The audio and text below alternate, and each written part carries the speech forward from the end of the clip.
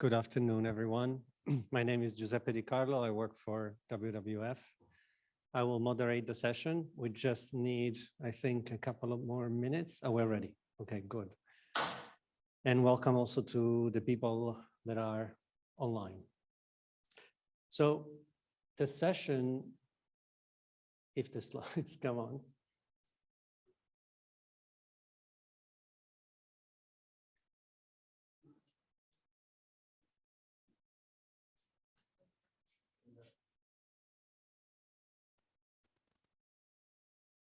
Here we go. Okay.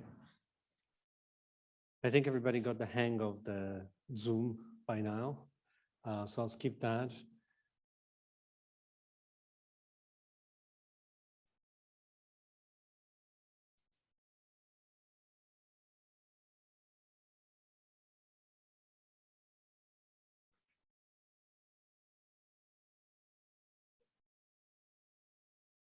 Okay, sorry, just testing. So the session, apologies for that.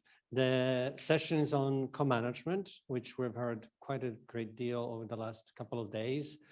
Yesterday there was another session, so we have the opportunity to talk a little bit more about what co-management is and hear a couple of case studies that hopefully will provide food for thought to discuss, to have a discussion. It's quite a small group, so that's good that we can have a bit of a informal chat, and I would certainly invite people as well. If I understand, we have about 10 to 15 people online to come in as well through the hand raised or post questions that we can pose to people. The questions are not just for the speakers, but this is an opportunity to just have a bit of a chat. I'll move on to a couple of slides. So I noticed that it just takes a moment. Couple of slides just to set the context about what co-management is. I think everybody has more or less an understanding by now of the advantages of co-management, about the shared responsibility of making decisions over resource management. And it does involve a diversity of stakeholders that of course are linked to the local context. So there is perhaps not a specific recipe, but every context might be different, but there are some common elements, and certainly the shared responsibility is that common element. A little bit about co-management and sort of the elements that in some ways constitute co-management. The fishers get together sometimes because they feel the need or they have an understanding that through a shared responsibility and a shared decision-making, they can achieve better resource management, that it's in their interest. It does provide opportunities for better data collection and scientific knowledge. We had an interesting, if I can digress for a moment, we had an interesting session this morning where we were talking about data. And there's a little bit of a debate of how much data we need to be able to manage. But I'll say with my own opinion that no data, no management. So having a bit of a baseline and understanding of what we're managing is at the basis of any marine resource management. But it also includes traditional or local environmental knowledge. So it accounts for the years of experience that is often passed from generation to generations of people that are out at sea and have seen the change. They know the fishing grounds, they know where species might move seasonally and all that. And then hopefully, since we have big issues with compliance and enforcement, voluntary compliance that is part of the decision-making process is often the best way to achieve change or to achieve results. We have, and I think MPAs in the Mediterranean have proven that enforcement through so law enforcement bodies is not always the most successful, the most effective, I would say. Now, as you know by now, on our second day of the forum, the sessions are linked to the roadmap that will be called tomorrow as a community to look at together and to approve together. The roadmap has a set of objectives, so these specific sessions contribute to objective 1 on developing Mediterranean MPA's policy and governance structures towards a more equitable use of marine resources. And the specific relevant recommendations is to empower MPA managers through legal and other mechanisms to apply a decentralized governance system that promotes a participatory process. We have, as in all other sessions, of course, people taking notes and will be inputting into the final document tomorrow. So just that you know that the feedback and the case studies are taken so that we can improve and inform the decisions and the closing document for the forum. So with no further ado, let me introduce my colleague from WWF, Claudia, who will present the first case study. Thank you. Good morning, everyone. I don't know, we need to change the presentation. We need the presentation for the case study 1.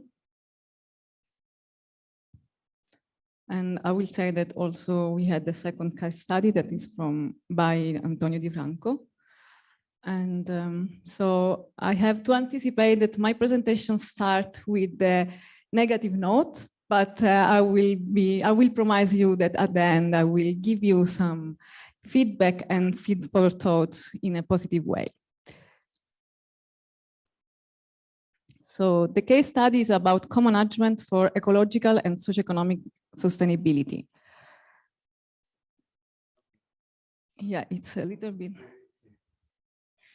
Okay, so the negative note is that society is failing to use natural resources in a sustainable way. This is because of an increasing demand, but also because we are not managing very well those resources. This has led to 80% of Mediterranean fish stocks that are overfished.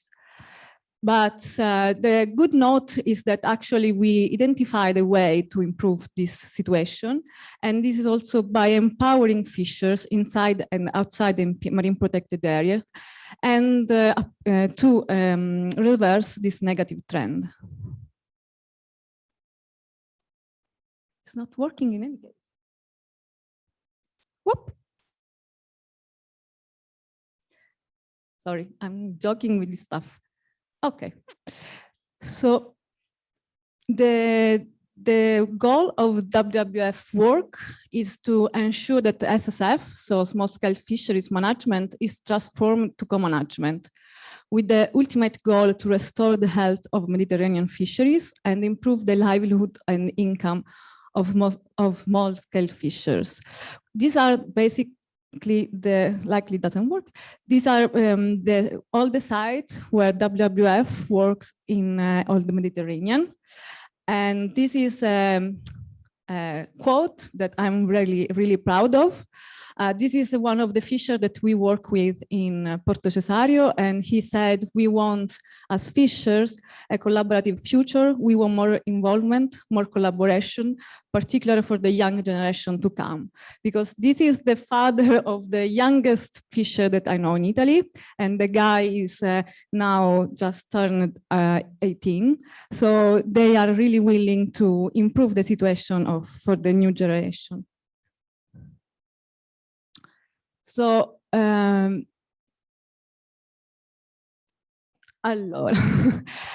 what we do basically is to create working groups that are formalized, established, and functioning. So we work in all the sites to create co-management working groups with different stakeholders. As Giuseppe said, co-management is based on the collaboration among fishers, institutions, NGOs, researchers, and all the people that have a stake in natural and marine resource. We work on data collection because no monitoring, non-management. So, and both on ecological and socioeconomic data. We develop, together with the fisher, of course, inside the co-management committee and working groups, fishery management plan and sustainable measure. So, for example, this year we were able to have a fishery ban for a month inside the marine protected areas, or in Croatia, for example, that we were able to create new take zones. And this is only thanks to the collaboration among all those parties. We also are working on surveillance. So in Italy, for example, we organized a workshop for surveillance, and we involved the Coast Guard, MPA managers, and here the prosecutors that are also present here with us. And also we were able, inside the management working group of the MPA of Milazzo, to modify the law, a local law that was too restricted for fishers in order to carry out pescatourism. So this is basically our work on advocacy, policy, and management.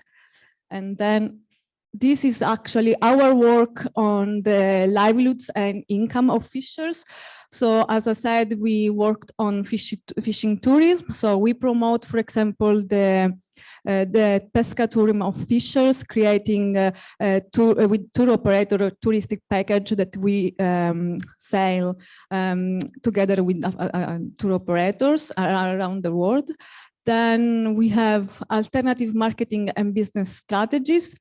So for example, we put in contact fishers with the processing plants to give more value to their low value fish and products. Then in Turkey, for example, they organize invasive species food festivals. In this case was Lionfish Festival. So we have also both the connotation economic and ecological. And then we, WWF Croatia, for example, work with the buyers, seafood buyers, and they were able to improve the value of one of the sea products that they catch there. SSF fishers start using new technology, both for selling, but also for monitoring of their gears. So, for example, we are collaborating with a company, a South African company that developed an app for the direct sell, and we are spreading this app around the Mediterranean. And then, of course, we organize exchange visits in countries, but also among countries, so among fishers. So Turkish fishers were able to go in Greece and to understand how Greece fishers were conducting the pescatourism. Again.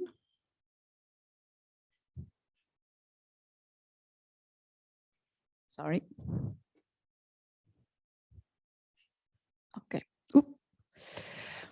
So, of course, this is not simple as it looks in 2 slides, but it's a behavioral change. A behavioral change is needed because it's a social evolution. Because from starting from fishers that are really, really individualistic, we pass through collaboration and also dialogue between fish and categories that are not used to dialogue among them. For example, fishers, institution, and Coast Guard.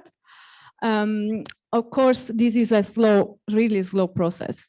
And it's based on accountability and transparency, and is fundamental to carry out capacity building for all the stakeholder categories, not only fishers, of course, but institutions, prosecutors, and ourselves too.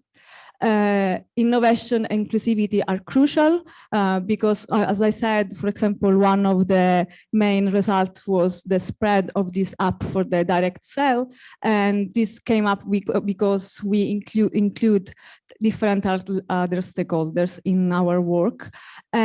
And of course, it's a never-ending work. So even if our co-management scheme are already in place, we need to work constantly to make them growing and developing.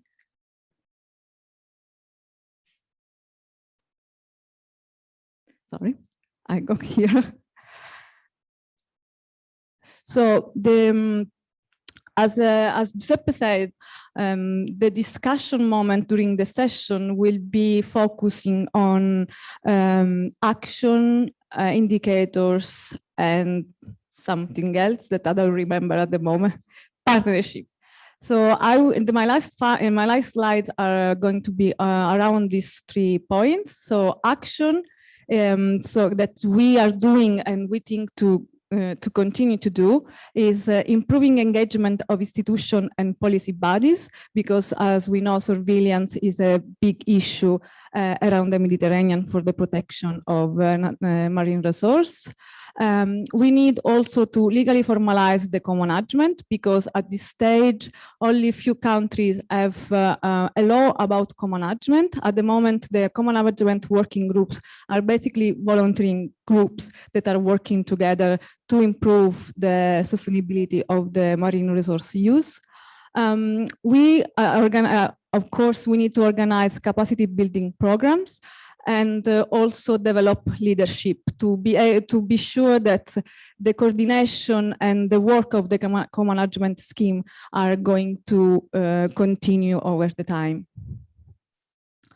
About the indicators, so how we know if our work is succeeding. Of course, sure number of national laws that formalize the co-management. At the moment, we have only 2 in Mediterranean.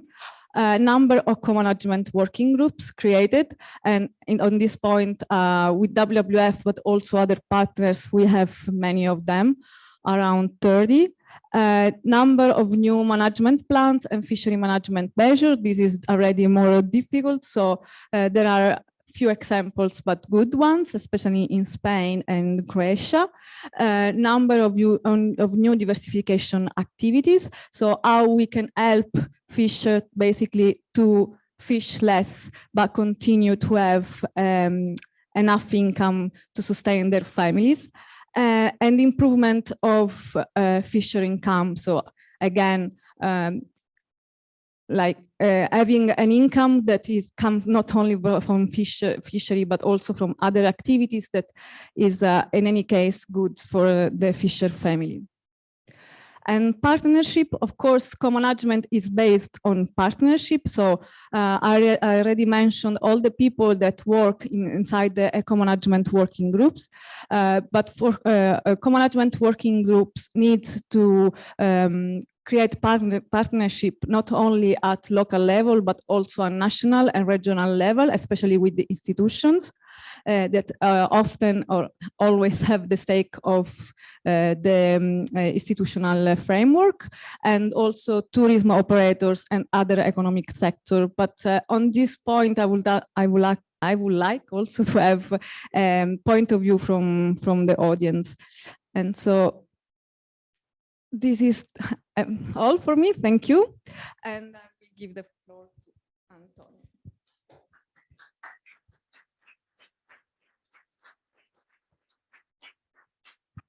I think I will remain here to change slide.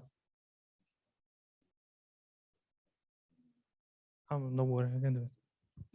Okay, good morning, everyone. I'm Antonio Di Franco. I'm a researcher at Stazione Zoologica in Italy.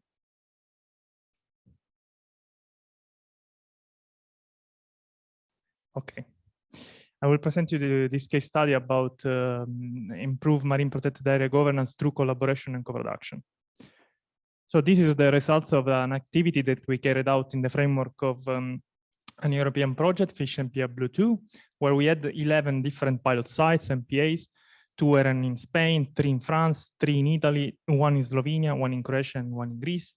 As you can see, maybe, I don't know, it's very small, sorry. All these MPA were very extremely heterogeneous on a number of different features. For instance, in number as a surface with someone very small and some bigger.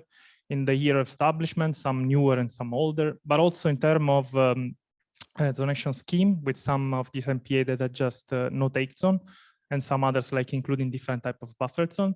In terms of management authorities, with someone that were administered at local level, some others are regional or even a national level.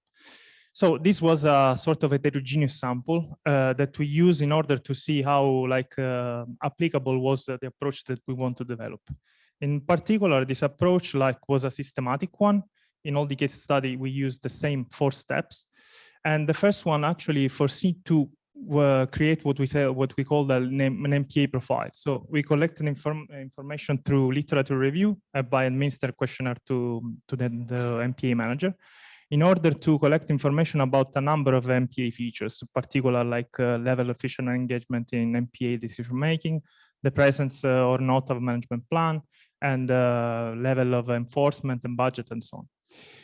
The second step, based also on this one, was to establish what we call local governance group, or it's a sort of like a stable platform, including different stakeholders. Of course, MPA managers, small-scale fishers, researchers, but also eventually other stakeholders that could have some interest in the management of small-scale fisheries, like, for instance, recreational fishermen. This local governance group was officially established in each MPA.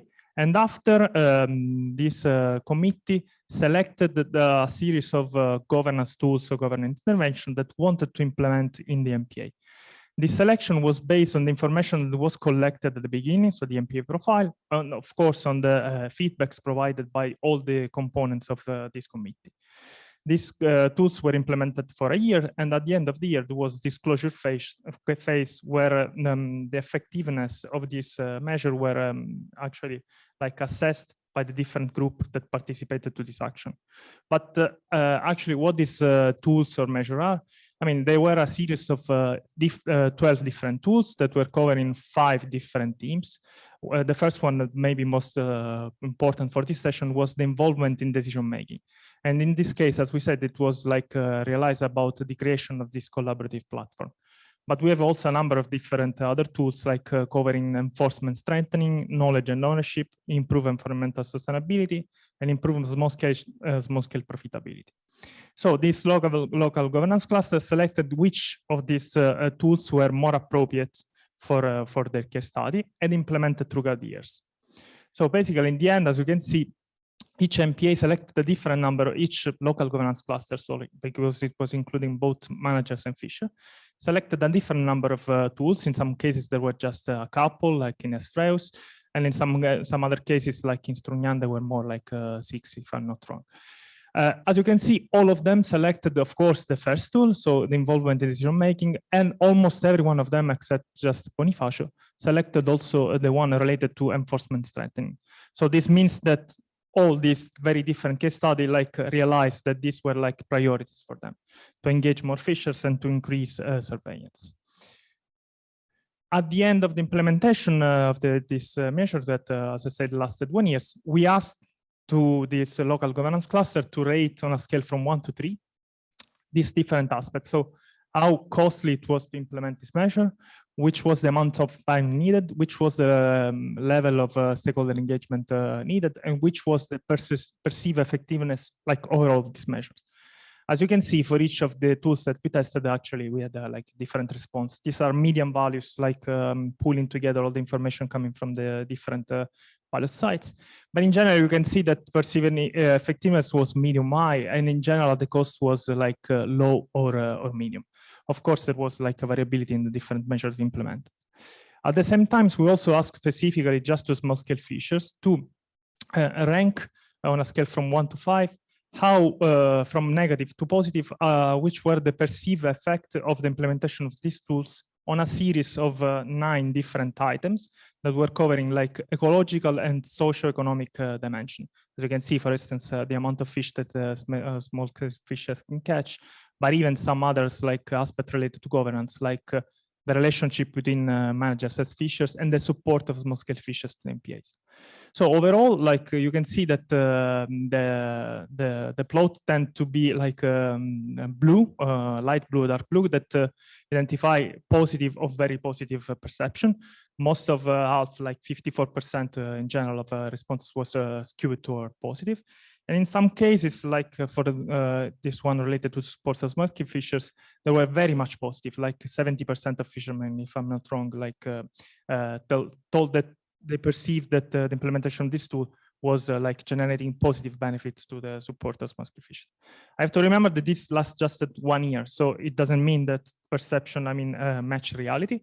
But in any case, it means that even in a short time, fishermen can be engaged and can perceive some benefit of this sort of process. We just went a step further because we wanted to see which were the conditioning driving this perceived effectiveness. And so we tested for each of these elements a series of predictors that were related, for instance, to individual level information for the fishermen, like proportion of household income coming from small-scale fisheries. and some other that were related more to the context of the MPA, like MPA age, or how many villages were present in MPA, or the size of community.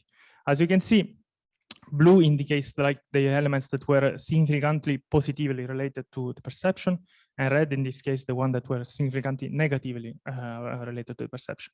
So in general, you can see that some elements like the proportion of household income are significantly related to a number of different items. So it means that more the fishermen like are depending on fisheries, more generally they are like tending to perceive positive benefits of these tools. While in some other cases, for instance, the size of a small-scale fisher community is, we have a negative relationship. So the larger the community, the more difficult for them is to perceive effects. I mean, besides going into detail, this tells us that there are different elements that we should consider, and that could also represent eventually leverage points that we may want to use to increase like the perception of this effectiveness. So lesson learned, what we learned that having selected the tool themselves, obviously that the stakeholders had improving willingness to implement the toolkit. As I said, they felt that these tools have a general potential to positively affect fish stock, habitat health, catch, but also incomes. In this case, especially positive was the perception about the effect on the relationship with the management board in MPA, because almost 70% of them told that the support was increased after this process. What is important is that this perception actually can promote also pro-environmental behavior and finally improve support for the MPA, because I mean this scheme represents that the cycle that we can see between socio-ecological effectiveness of MPA and community support, with MPA that when have reserve effect create fisheries enhancement and finally human well-being in terms, for instance, of increased catch for small-scale fisheries. That means in general we have perceived positive effectiveness by the fishers. This creates a positive attitude and finally increase compliance. This collaboration intervention actually acted both on increasing enforcement, so strengthening this cycle in terms of the effect of socio-ecological effectiveness of MPA, but also increasing engagement, so ameliorating perceived effectiveness and attitude. So overall, this was extremely positive because this can increase, as we said, like pro-environmental behavior and finally compliance of the rules. So here I listed, sorry, it's small. I listed a number of different like action that can be related to a sort of recommendation. And you can see that, for instance, I mean, I think that the MPA could establish a permanent local governance cluster as inclusive as possible and keep them active and lively. And another one that important is that I think that MPA could try to foster voluntary surveillance programs. This links to what Claudia and Giuseppe previously were saying. And also I think that another relevant action could be like for national governments, government with the support of NGO or research institution to set up permanent capacity building program to train managers and staff in order to engage local communities. Because I mean, this is it's a difficult job. For what concern indicators, just listed 3. One important one could be the percentage of MPA that have local governance cluster or any other form of stable platform engaging stakeholders. The percentage of MPA that have staff with legal power to issue fines. I mean, this seems to be not related actually to co-management, but this is very important because maybe as everyone knows, yeah, fishermen are always pointing out that they want more surveillance. So this is a way to do it. And finally, the percentage of MPAs with program to engage stakeholder in voluntary surveillance with a number of different stakeholders that can be engaged. For the partnership, I didn't come up with anything original because I think that the recipe is quite clear. So if we engage like managers, policies body, local authorities at different level eventually, small-scale fisheries, NGO, researchers, so almost every stakeholder that has a stake in this process, I mean, we get it right for sure. And that's it. Thank you.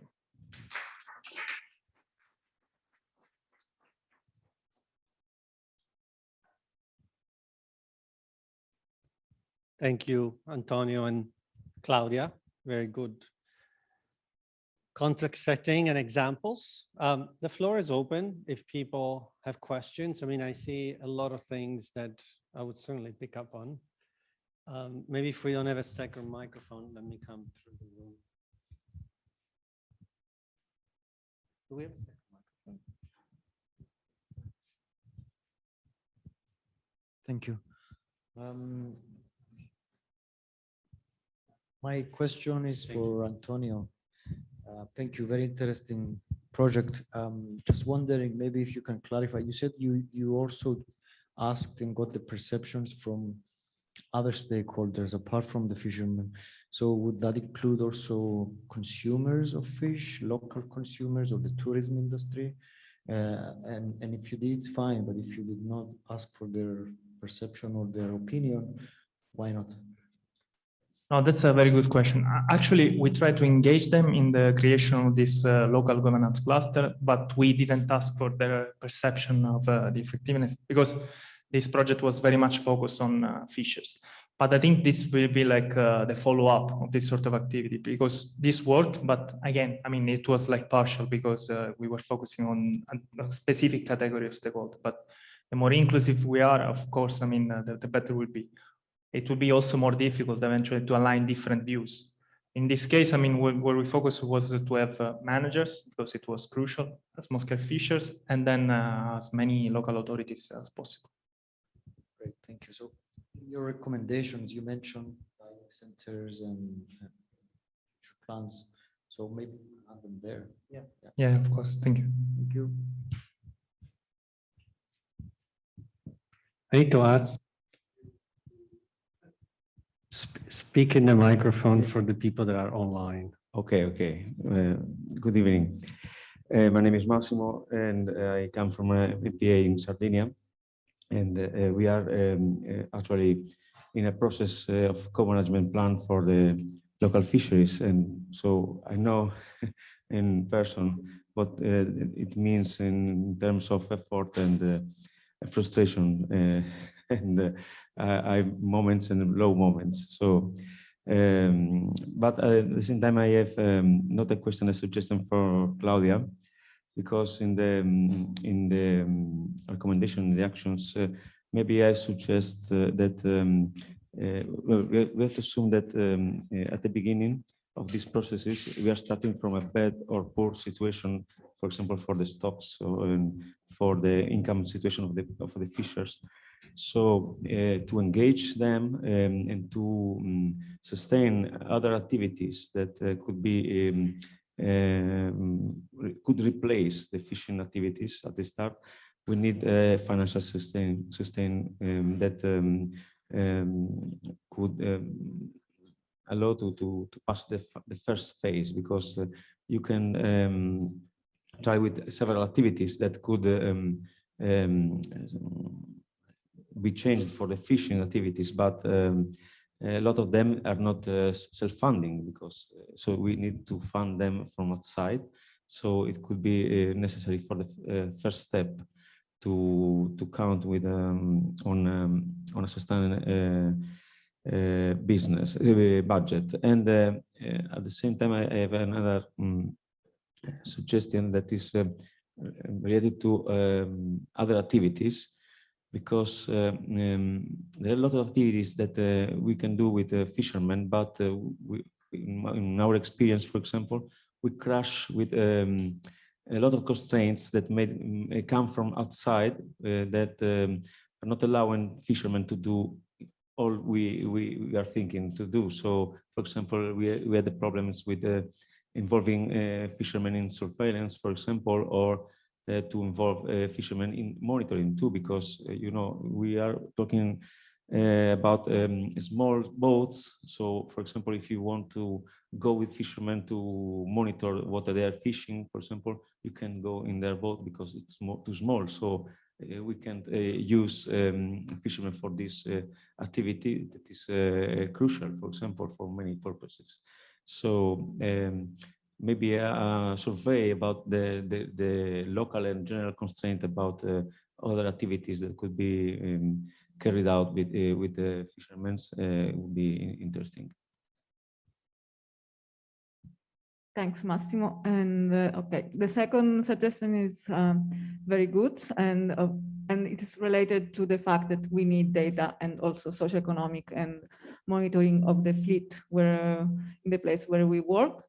About the second one, actually, the budget or the financing is the role of, I mean, we have, or fishers have EMFF funds, that often are not very easy to obtain.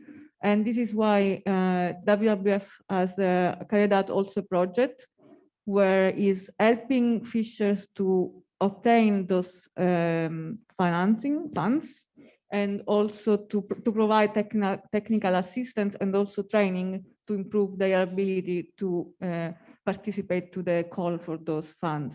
So I think that the problem is not the lack of funds, is that maybe they are too difficult to obtain. And this is something that we obviously have to work, and also at institutional level.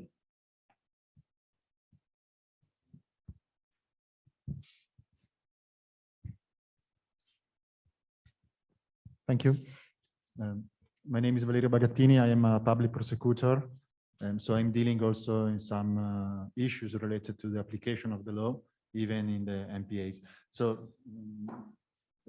linking to the last question of Mr. Maras, I wanted to ask, since I'm curious that talking about surveillance of the marine protected areas, if in your experience, have you noticed maybe the possibility of collaboration, so of the fishermen, even by these methods of co-management, so inclusion of in the management of the area?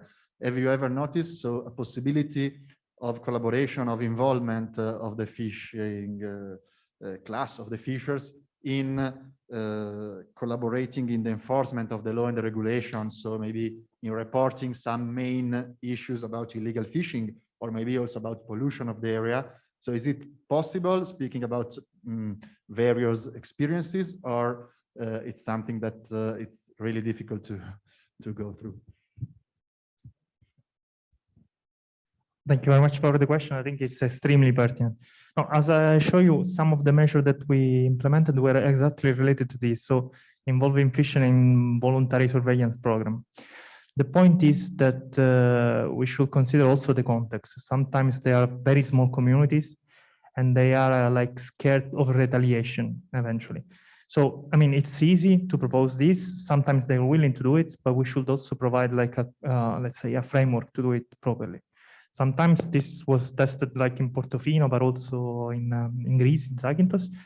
They plan to have like a sort of a direct contact with MPA managers. So they were like reporting infringements to the MPA managers. Then the MPA managers was calling like police authorities.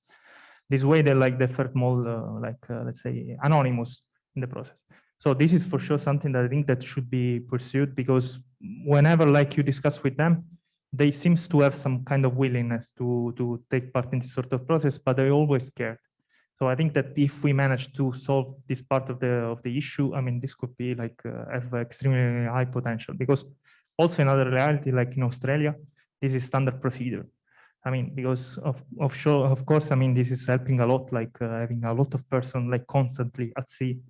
And also in a way or the other, knowing which is the potential behavior of people that do not abide to the law to fish. So I think it's something that we should try to foster. And I would like also to add the fact that here it's very important, the collaboration and the meaning of co-management, because as Antonio said, fishers are willing to participate to those activities, but often the obstacle comes from the institutions, because they need to cooperate with fishers, they need to understand how making this collaboration working from the legal point of view. So there are really a lot of obstacles. This is why we were talking about capacity building from all the stakeholders, because we need really to understand what is feasible from the legal point of view and practical point of view. So given that of course I agree with them, but there is, I think, an assumption somewhere that the fishers reporting illegal activities don't do illegal activities themselves. So because most people at sea do something that is not exactly by the book, and by the nodding, I understand that people have this experience, and I speak for experience myself. It's always difficult to be on the right side if your business is 100% clean, right? Let's forget fisheries for a moment.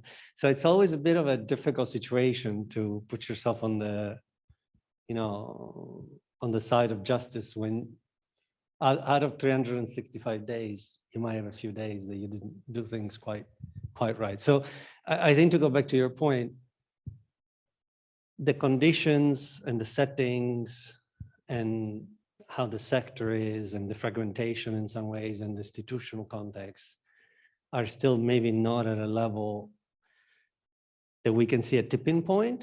But when we look back at the last, I don't know, even 5 years, as simple as that, the change we have seen is incredible. And so maybe we'll come to that at some point.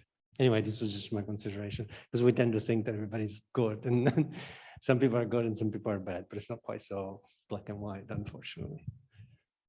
Anybody else wants to come in? Anybody online? Then I have a question. Speaking about indicators, you both showed us the importance of indicators and you both agreed on the data needed to manage.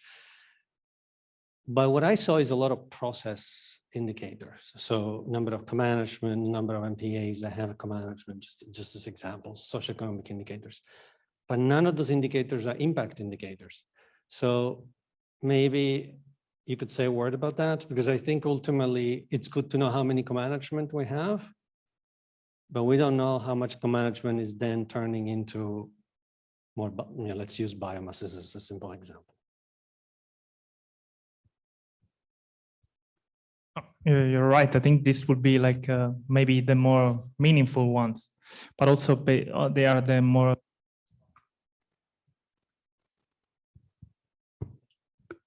They're also the more difficult one to collect information about. Also because actually for the process we just can follow what's happening and then try to suggest something to be measured. For the impact assessment, actually, it's very much difficult to find what they call normally like counterfactual, so like proper control. So I think this is like the next step and relate also to the lack of information that you were mentioning about. So I think this is what we should try to pursue in the next future.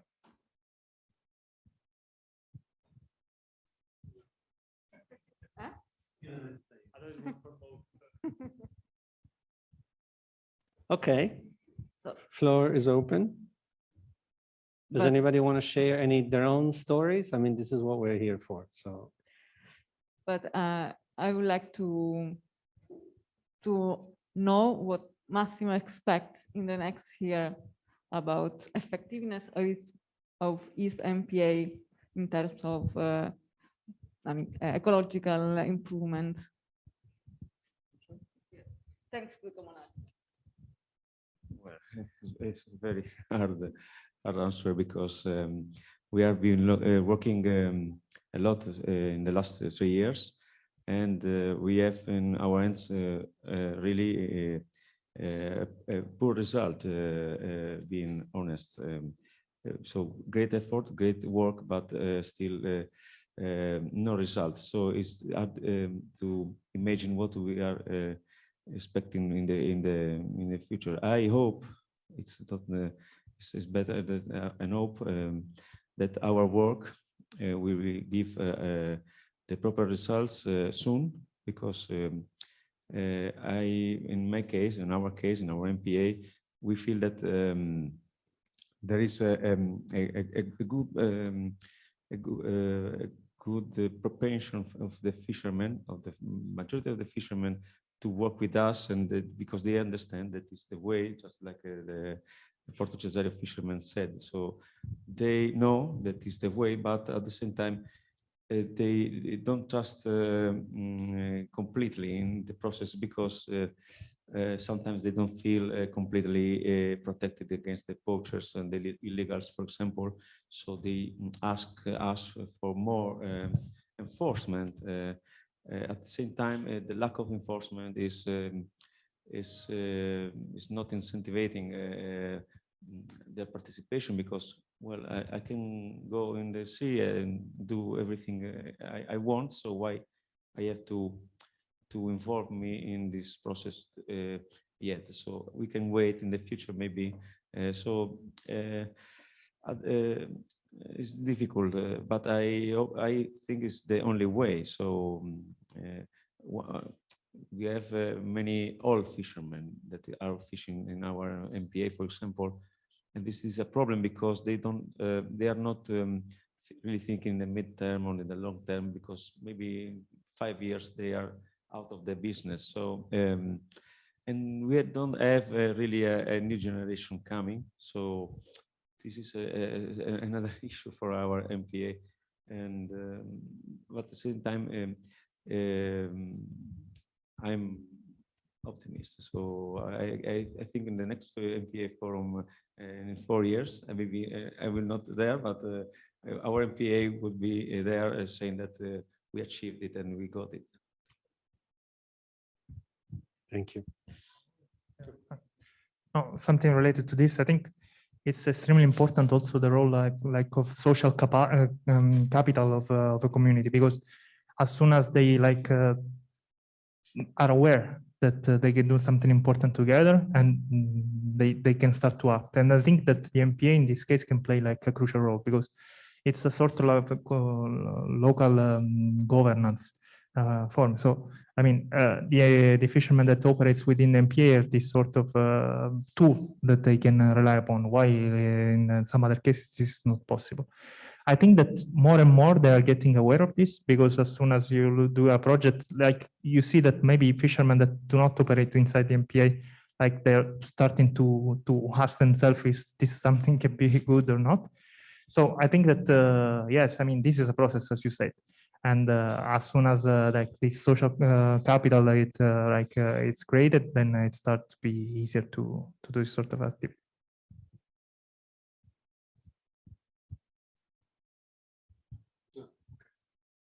Anyone else who wants to share reflection? Okay. So we'll give you Yeah.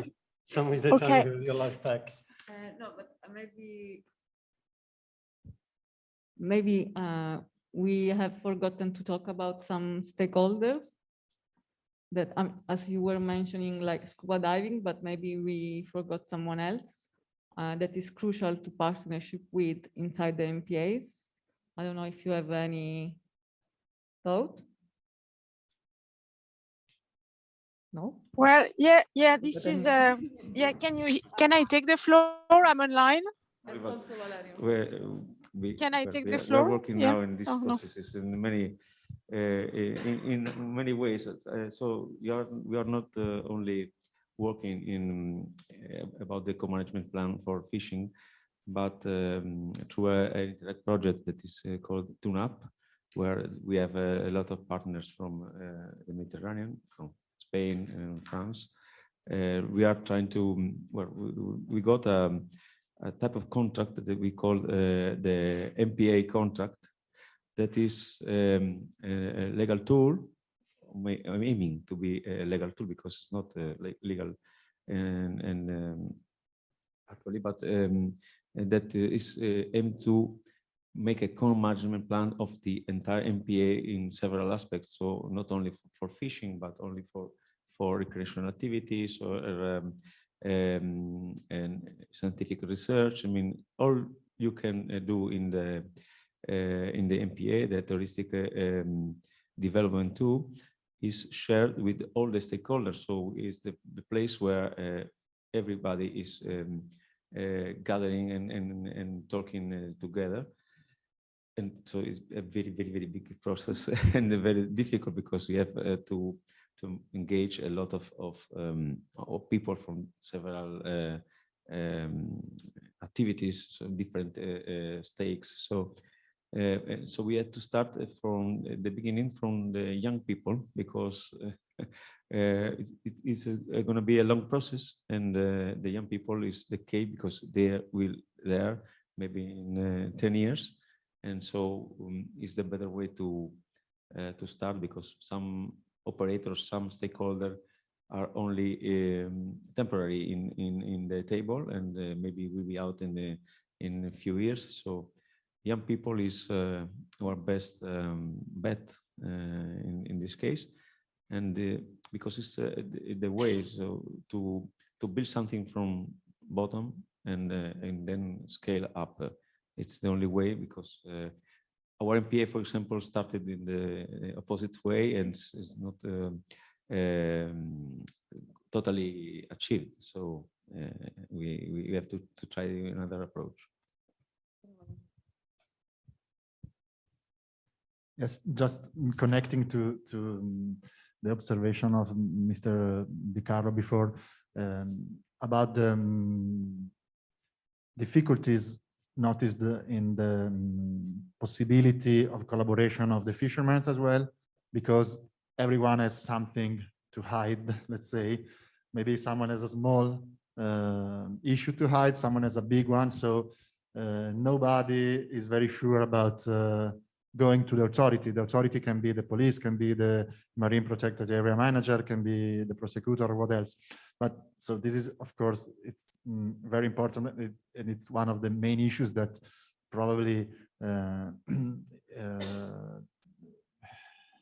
it's the main problematics in order to expect the fishermen to be involved in the control.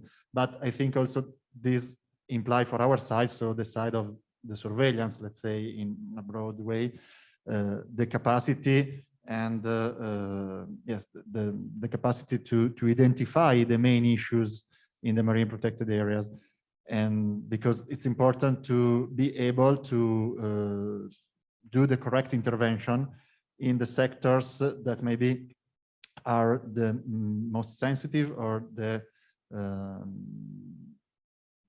for example, about the graver, the most serious violation, of course, as well, because if we don't know in a broad way which are the main violators, the most serious violators of some issues, we risk also, and I don't speak by myself, but maybe me as the state, let's say, we risk to do some intervention that are not fair, or are not do not respect the equity among the fishermen. So it's important the collaboration of the marine protected areas and also of the fishermen who collaborate in the co-management, in order to, in my opinion, to tell formally or informally in a first point of view to the competent authorities which are the most serious violation that can be identified in the area, because in this way we could be able also to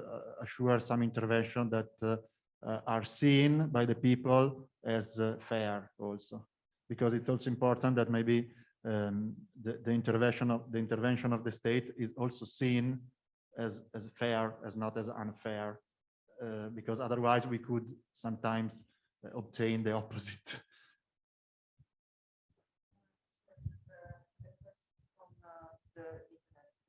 Do you mind if we take? Yeah. We'll come back to you in a second. Catherine, do you want to ask your question? Yes. Yeah, sorry, I am on my way and I stopped because I have a very important question to ask. We haven't been talking nearly since the beginning of the session about the recreational fisheries. And I think that in many areas, the impact on the fish resource of the recreational fisheries is just really important. It can be compared in many places, and sometimes it's equivalent to the catch of the professional fisheries. So how do we take this in account in co-management?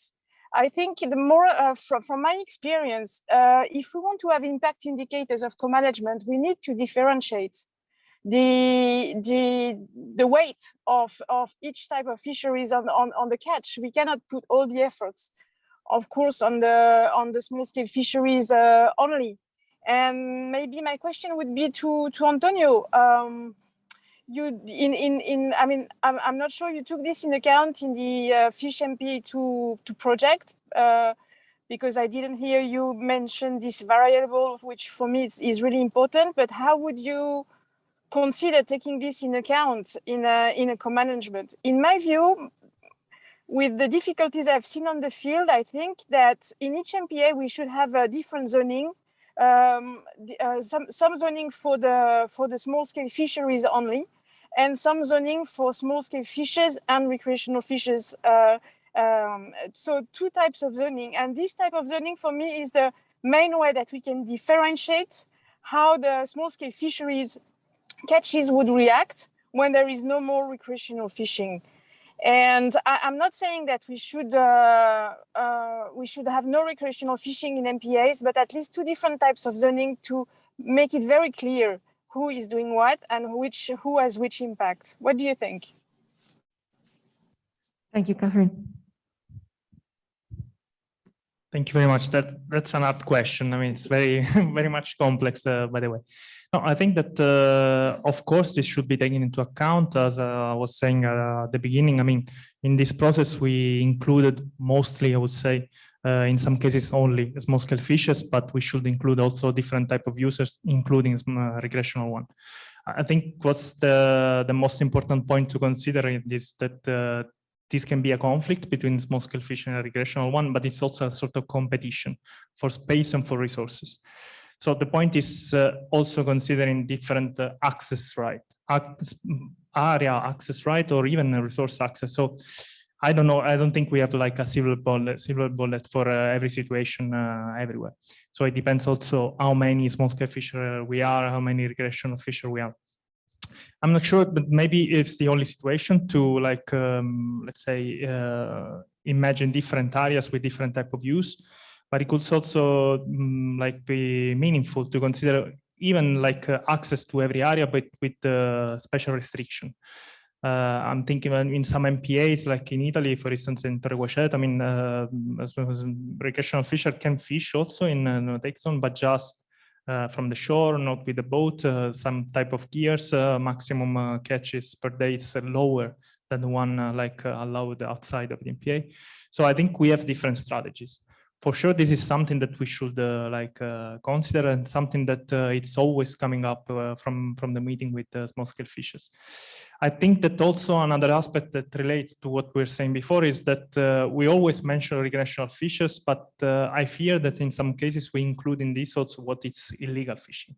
So because it's always saying, okay, then recreational fishers sell the fish, okay, but this is not recreational fishes. This is illegal fishing. So I think that the 2, let's say, process should be like disentangled and treat also differently, because one way can be managed recreational fishes, and the other should be curbed like completely, and try to like imagine all the strategy that we can have to like try to stop it. I don't know if I replied to the entire question. But... Yeah, well, thank you. It's a long discussion, Just, but I think we need... comment. Yeah. It's a long discussion. Thank you. Kath. Yeah, no, I wanted to say. I mean, it's a discussion. Now you're on mute. Yeah, and now. Okay, no. Yes, we can hear you now. Okay. Okay, now just thank you, Antonio, for the answer. I hope that your Fish MPA 3 project will be about that. We need to sort this out in some way. So this is, we will need to get much into the detail of this discussion. And if there are other experience from the room, I'm happy to listen to more reactions. Thanks. Thank you, Kath. Maybe just a 2 quick reflection on my side. One is recreational fisheries is broader than site level problems. So as you know, this is a discussion now happening regionally and nationally. So that's perhaps where the first steps of that discussion should happen, to put in place systems and licenses that regulate recreational fisheries better. Then you can use perhaps a more site level. My reflection is, you're saying recreational fishers sell the fish and it's illegal fishing, but it's actually not illegal fishing. Yes, but they can fish illegally, but sell it illegally. So it's hard to say that they are catching it illegally. They're actually selling it illegally. So the violation is on land. It's not at sea. So I wouldn't classify as illegal fishing, unfortunately, because you could prosecute it as illegal fishing, but it isn't. It's actually, it's an act that happens on land. It's more like why the family of IUU. No, it's also unregulated and unreported. So this is unreported in the end. So it's a form. It's true that maybe it's not so easy to be prosecuted at sea, but as we always say, maybe we don't need just to prosecute it at sea, because I don't remember who showed today. It was Zafer from Turkey, that they have this also this program of like trying to monitor what is sold at the market and try to track back which was the origin. So this is another way to, I think, to face these sort of issues. Then in most of the cases when they are selling the catches, I assume they also exceeding the maximum catch they have per day. So this would be illegal fishing. So it's a very complex matter, but I realize that, I mean, it's something that we should urgently face. Yeah, just a reflection in terms of co-management. In my opinion, co-management is not about an institution, an MPA, and an individual. It's about institutions linking together and working together. So the individual may be shy to report, may be unwilling to cooperate in monitoring because he's an individual. You need the association of fishermen to be involved. So the issue is building an institutional setup that give a voice to everybody. So the president of the association of fishermen, he is going to speak because he is not going to hide.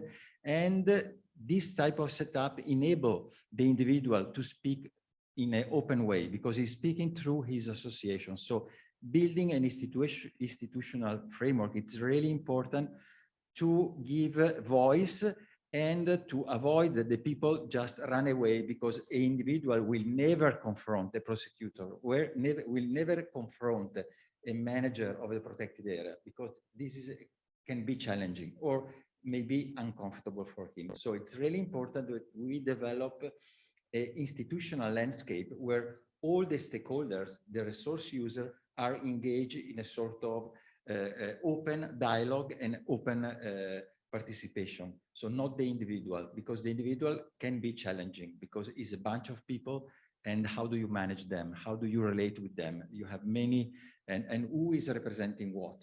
So yeah, this is the remark that I want to make.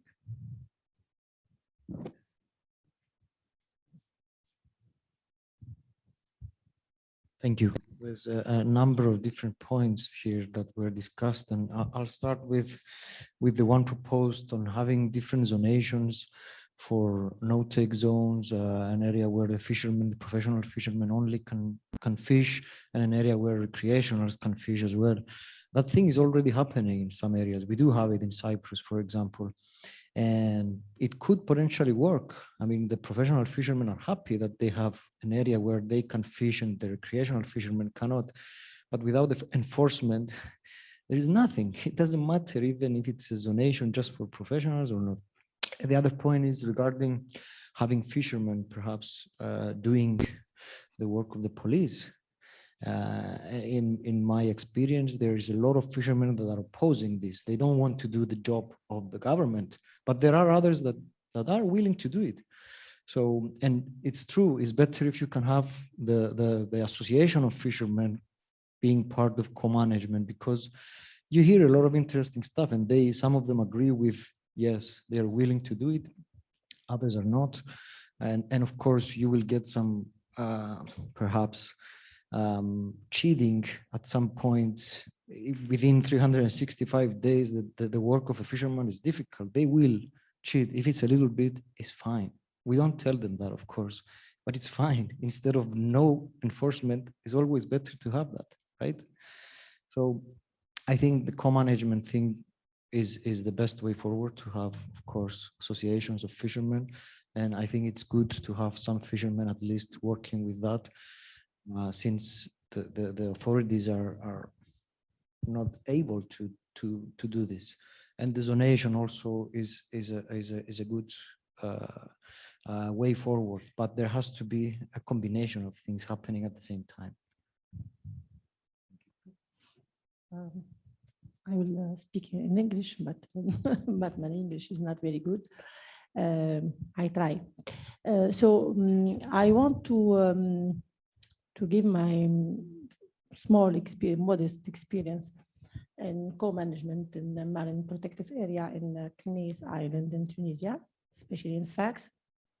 And when we start to talk about this new future marine protective area, the government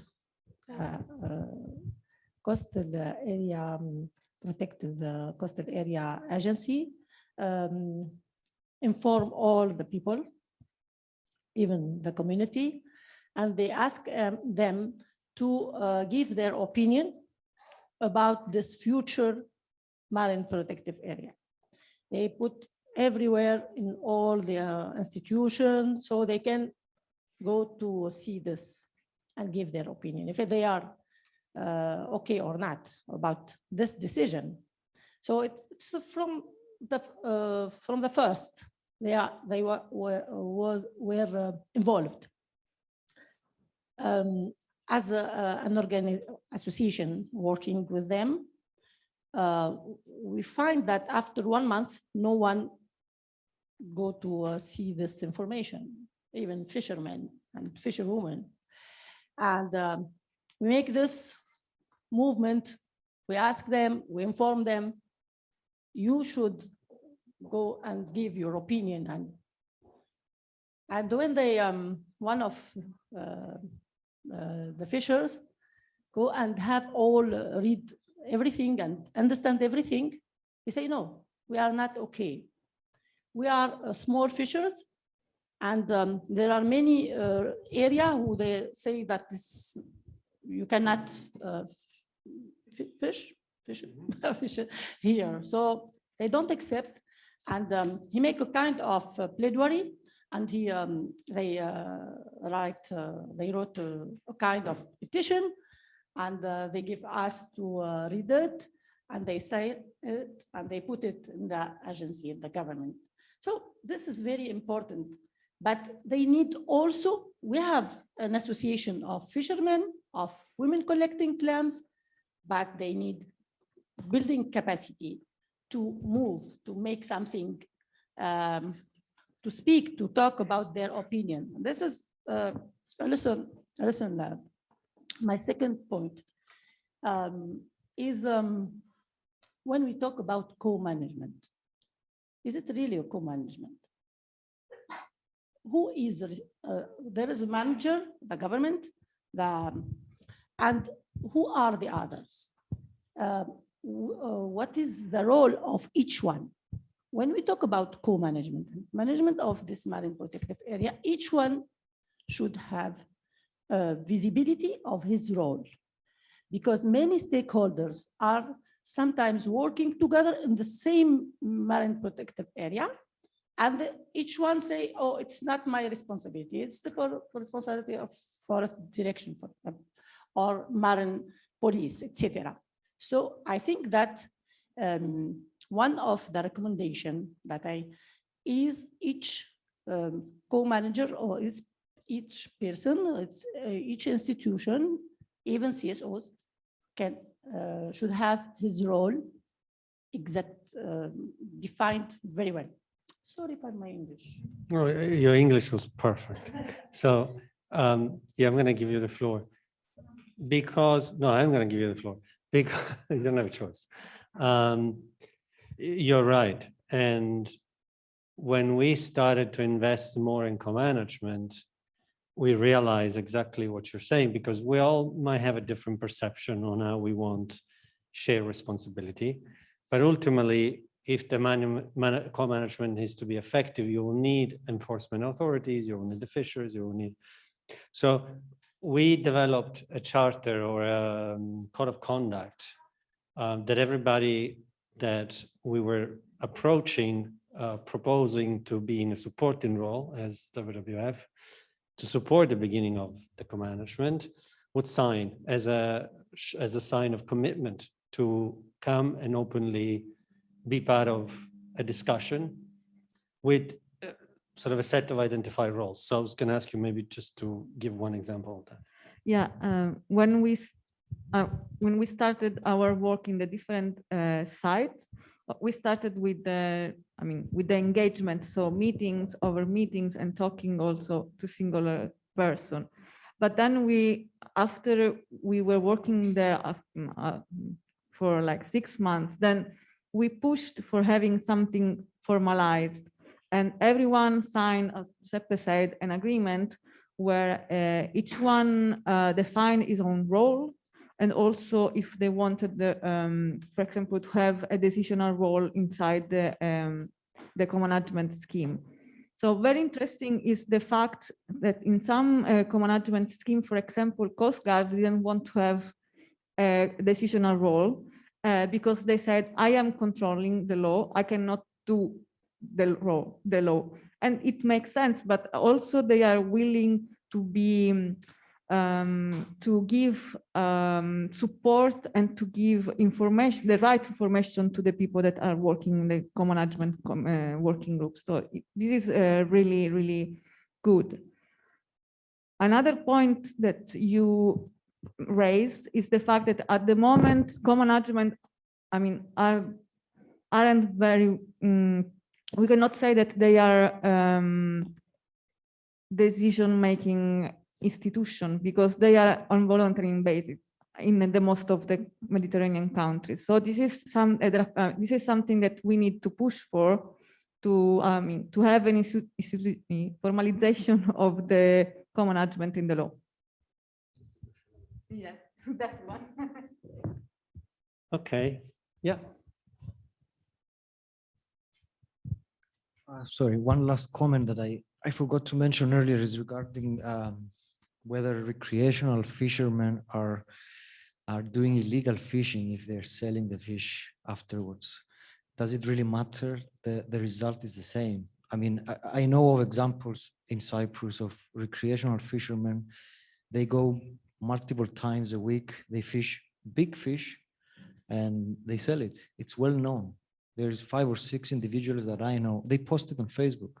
They post the fish on Facebook. Isn't it possible to somehow, track them down, investigate, and find out what is going on? They are removing apex predators and the flagship species and important and protected species from the sea. The fishermen, the professional fishermen are not happy. Of course, nobody's happy, but they're doing it and they're selling it. So even if we don't call it illegal fishing, it's something that needs to be tackled urgently. And I'm sure that this happens all over the Mediterranean. But on this, I would like to ask Valerio Matteo position, because yesterday, in these days, we talked about the fact that sometimes you receive notice of some violation, but you cannot proceed because they are incomplete or difficult to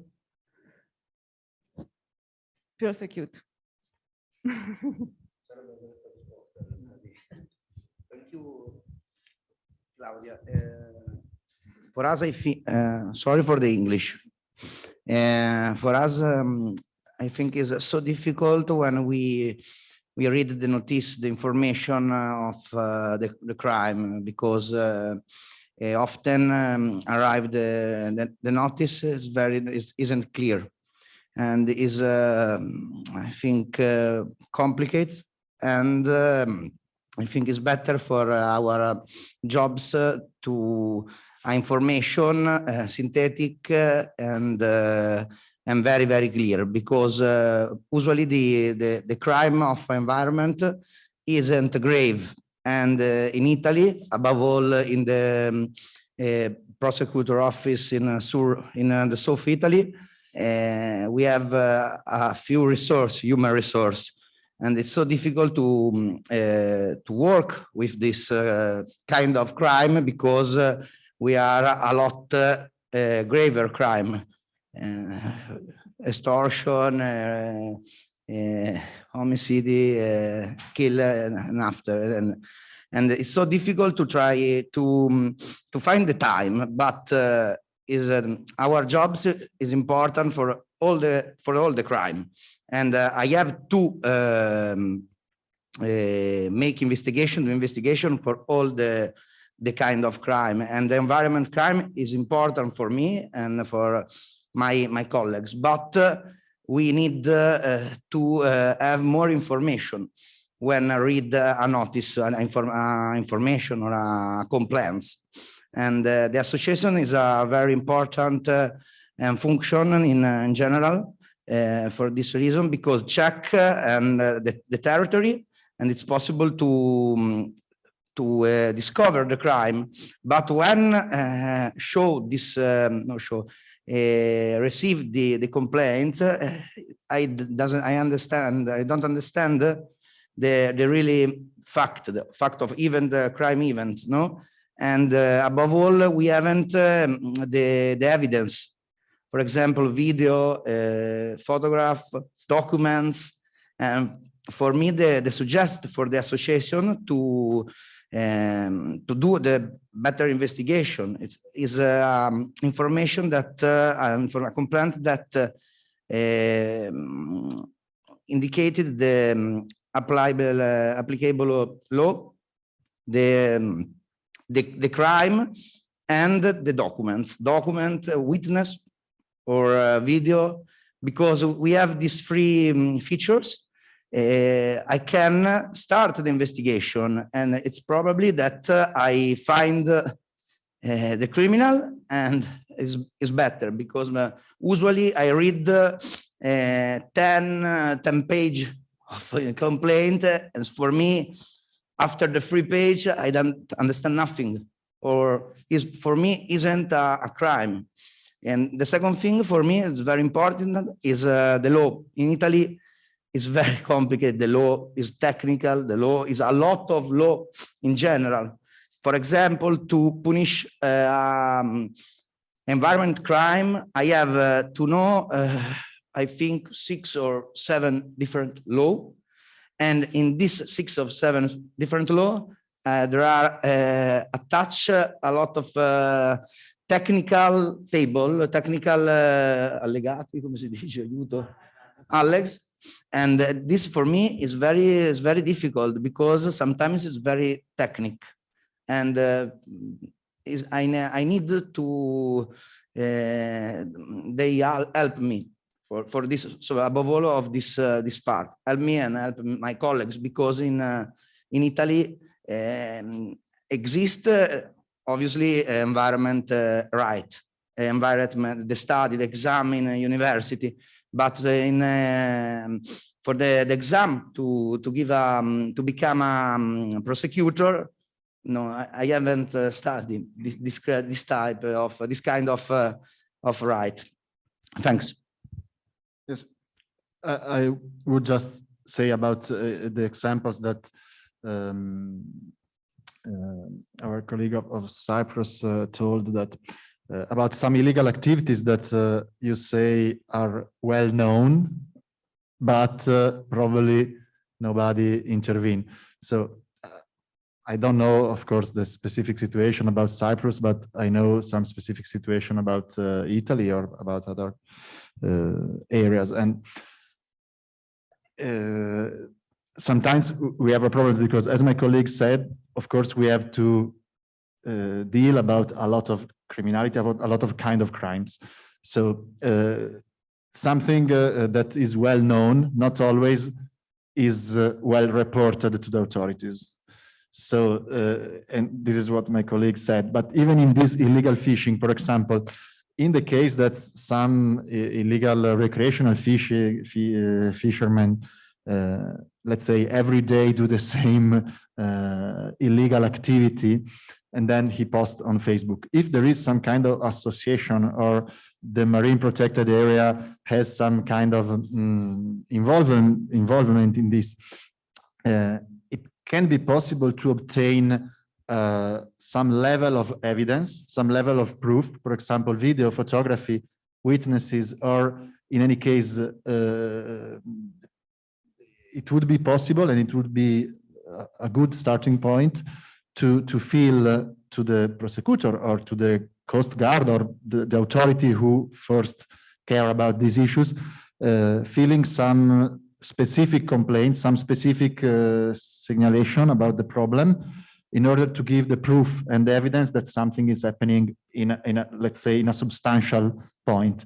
Because sometimes we always expect that some other, as someone else told before, it's possible that anyone thinks that it's not his own job to do something.